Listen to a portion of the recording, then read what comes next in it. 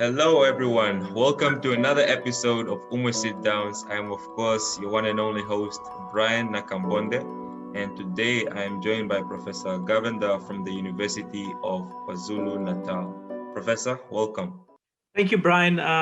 Good afternoon to you, and it's a pleasure to be on your chat show. Thank you so much, Professor. It's a pleasure to have you. And one of the things I should say about Professor Govender and learning about his work is that he's specialized and focused on essentially research on HIV and AIDS. But more so, was very interesting to see his advocation for children living or susceptible to HIV. He argues that children are sort of an overlooked population.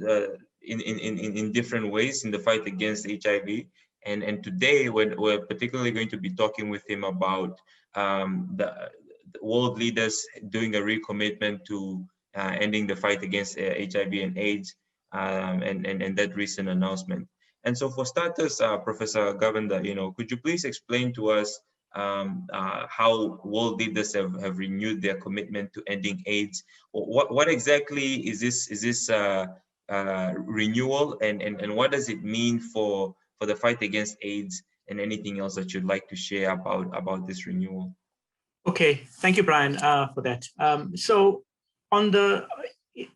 in June 2021, the United Nations high-level meeting was held, and this was an opportunity to get the HIV response on track to end AIDS by 2030. This was a goal that was set out in 2016. But since then, we have fallen off track and been off target in getting us to our 2030 commitments. And if we look particularly for children, the target for HIV treatment coverage for children by 2020 was 95%, and in fact stands at 53% in 2019. And in addition, an estimated 150,000 children in 2019 acquired HIV globally, which is well above the 2020 target. So not meeting these targets represents nothing less than a global failure, as I've indicated in the article. And to make matters worse, in 2020, the COVID-19 pandemic has further set back progress towards the 2030 target, particularly with the substantive disruptions to HIV services for children and adolescents. Yes, and so Professor, can you tell me a bit more about why it seems, given that striking statistic you just shared, the goal, it seemed was to reach HIV treatment coverage of children of 95% by 2020, and we're only at 53% in 2019. I'm sure we haven't, achieved 40+% more in that space. So why are children appearing to be the most neglected group, in this fight against AIDS? What exactly is causing, that kind of coverage to occur? And again, if you can tell me, is the treatment coverage for adults actually much better than how it's going for children? So, Brian, those are good questions, and so treatment coverage for adults have been progressively better than for children, and part of the reason, the key reason is that children are not adults, and so they often tend to get neglected in terms of coverage. And what we mean by that is a diagnosis of HIV, the TB, and making available HIV treatment. And the particular issue for this group is that when we're looking at vertical transmission, or transmission from mother to child, pregnant women living with HIV don't necessarily have optimal access to ARVs, or are not tested frequently enough. And when they're tested, placed on treatment, and placed on treatment, then being followed up to make sure that they adhere. So we could stem the vertical infections by being more rigorous in the implementation of these services. Right, and one of the interesting things that come up for me then is, as I hear about, treatment for children and the sort of progress it's been experiencing, and of course this is a follow-up question I have not necessarily on the script, but I would like to learn more about what you think the new renewal, right, to through the United Nations, the renewal of a commitment to ending AIDS can sort of is sort of maybe going to going to manifest into better progress, specifically for treatment for children. Do you think there's perhaps a new kind of focus in what's about to unfold from this renewal of the commitment to ending AIDS, a focus on perhaps addressing children in a better way, or what are your thoughts on that, Professor? The new commitment was very necessary, given that we are in a COVID-19 world, and the negative impacts of COVID-19 for HIV and health program in the region. So world leaders coming together to review what are some of the challenges and where they were at in terms of the previous targets is welcome indeed.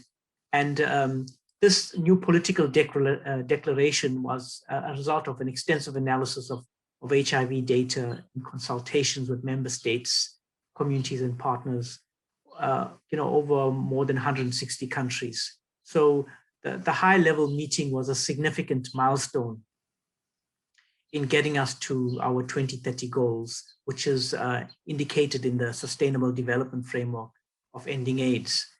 So you asked the question, what decisions did leaders come to in this important meeting? Well, they've indicated that they'd like to, they've reaffirmed their commitments to reduce annual new HIV infections to under 370,000, reduce AIDS-related deaths, eliminate new HIV infections amongst children, ending pediatric AIDS, and eliminating all forms of HIV-related discrimination by 2025. They are committed to providing life-saving HIV treatment to many people in the world by 2025. So they've set 2025 as the interim target to achieve these goals. And a key to these goals would be, ending inequalities faced by adolescents living with HIV, greater emphasis placed on innovative tools and strategies to locate and diagnose children who have HIV and putting them on treatment, and enhancing community-based services for children and adolescents. Right. So these commitments are significant. Right, and thank you so much for walking us through those commitments, Professor. And we'll circle back with my last question to visit how then those high-level commitments trickle down to potential action from a local kind of South African level. But before we get to that, Sure. Doctor, can you please explain to me, in what ways can mother-to-child transmission of HIV be prevented, and are these ways in which this can be prevented, are they easy to practice? And for just context for the viewers, right, and anybody else who isn't Dr. Govender or myself, who has read his article and enjoyed it a lot, right, is that this question is relevant because mother-to-child transmission is one of the key ways that children of course contract HIV and thus sort of become a population that that has, that does contract HIV. So I'm asking how mother-to-child transmission can be prevented, because it's crucial to kind of addressing HIV in the children population. So yeah, Professor Govender, yeah, just briefly, what are the ways in which mother-to-child transmission can be prevented? So let me give you a bit of a context before I come to the question. Right? For many countries in the world, the prevention of mother-to-child transmission has been successful, and it's become a really important HIV prevention priority. However, there have been gaps that exist in coverage in prevention of PMTCT, we call it. So we've seen that several countries in Eastern and Southern Africa have had greater coverage of PMTCT services. And with the high coverage of these services, we have seen a large decline in mother-to-child transmission in Eastern and Southern Africa. However, in the Middle East and Northern Africa region, we've seen less progress, as nearly, about 1/3 of women living with HIV pass the virus on to their children. Recent data has shown. So we are more concerned with that region, and particularly in countries like Nigeria, which has the second greatest number of, it has the second largest HIV epidemic in the world, but it has the greatest number of new infections amongst children. So the question you ask is how can we intervene? A major contributor to success in this area is increasing treatment coverage for pregnant women living with HIV. So early diagnosis, HIV, putting pregnant women on treatment using option B plus protocols, and ensuring that they adhere to the medication. So that's important for reducing vertical infections.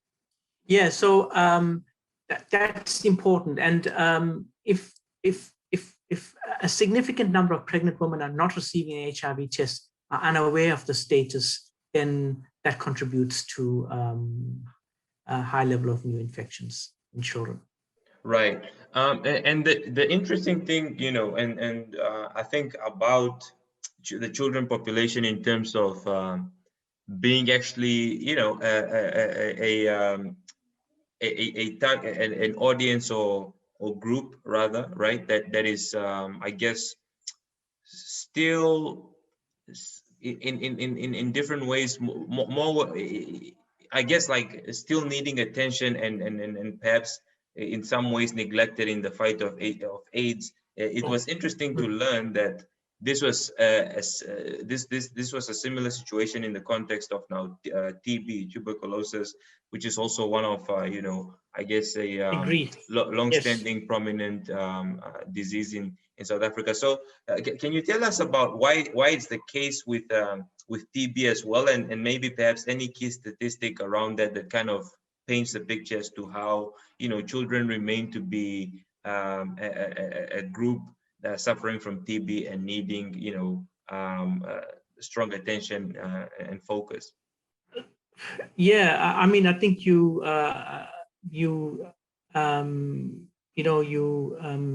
make some good points, Brian, on these issues. And TB is underdiagnosed in children, and early diagnosis of infants who acquired HIV to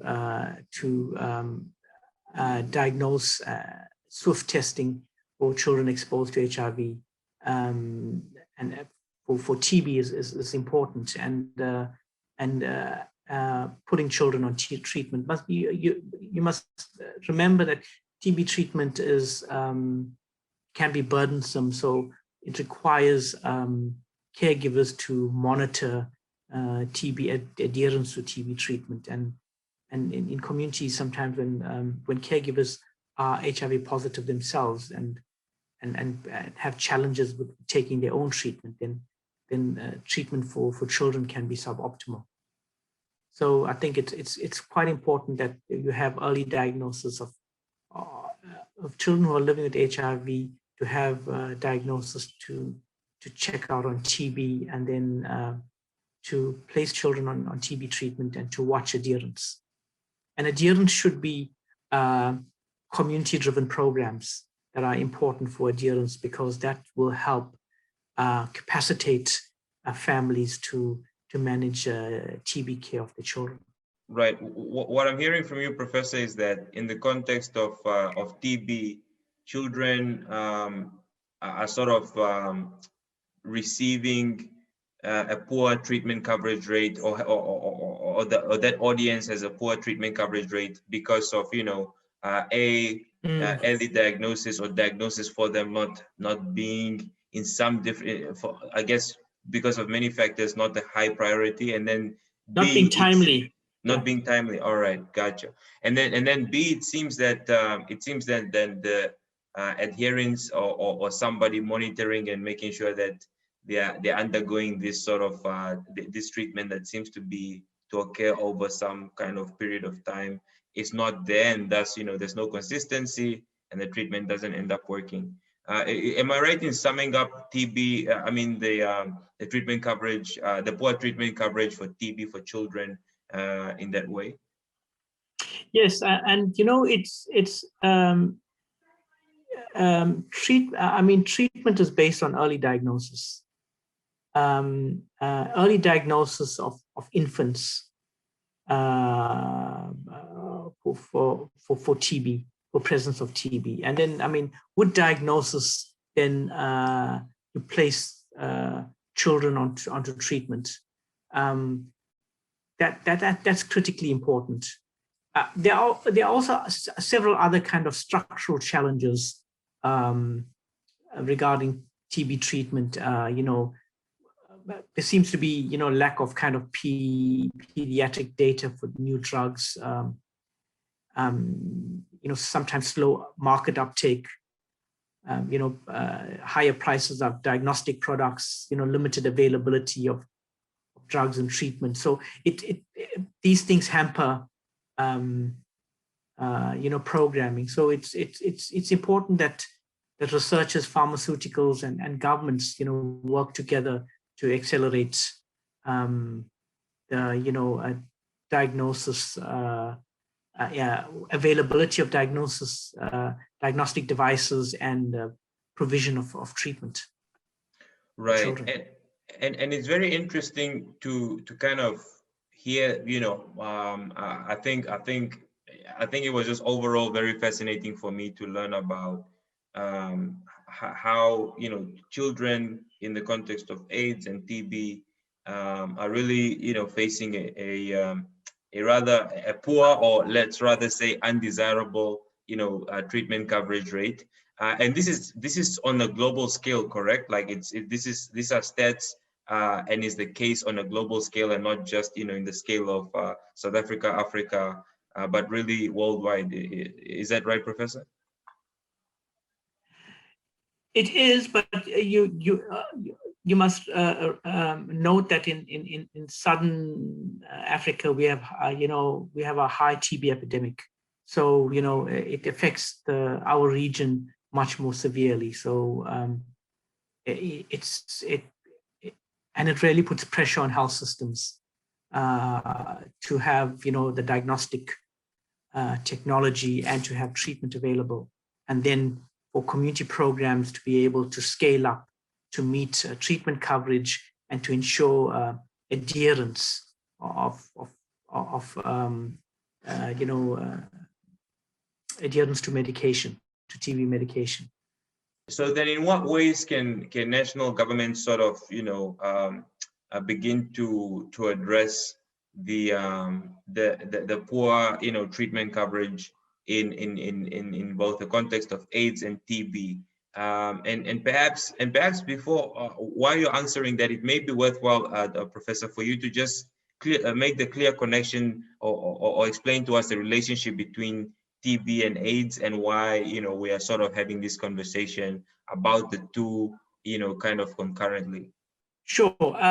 So if you TB, we have dual epidemics in the region, in the Eastern and Southern African region, and that's an epidemic of HIV and epidemic of TB.